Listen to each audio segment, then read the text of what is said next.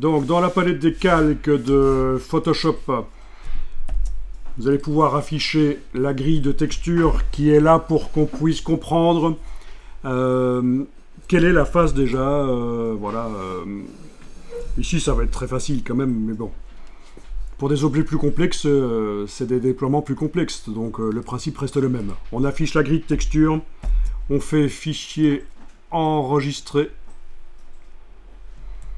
on va dans dimension, donc commande tab sur le Mac, alt tab sur le PC pour passer d'un logiciel à l'autre.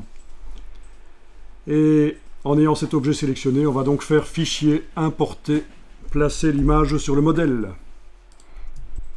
On va chercher notre cube UV là. Voilà. Dans les propriétés de l'image qui devrait apparaître là. Oui, si on clique à côté de l'objet et qu'on reclique dessus, les propriétés montrent ce qui concerne l'objet. Il va falloir redescendre sur ce qui concerne l'image en double-cliquant sur cube et en activant image ici. Donc les propriétés de l'image. La position, on va demander fond.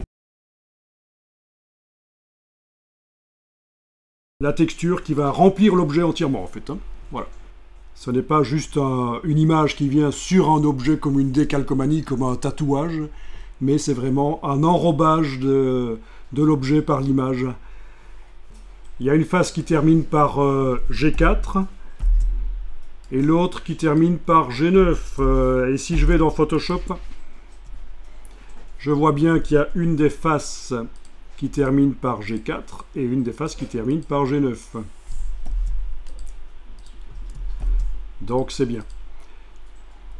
Mais là vraiment, ça n'était pas ultra nécessaire d'afficher la grille des textures. C'est pour que vous compreniez comment ça marche, mais c'est tellement facile, il y a juste deux faces à cet objet. Quand vous aurez un vrai cube avec 6 faces, ce sera déjà plus intéressant, ça.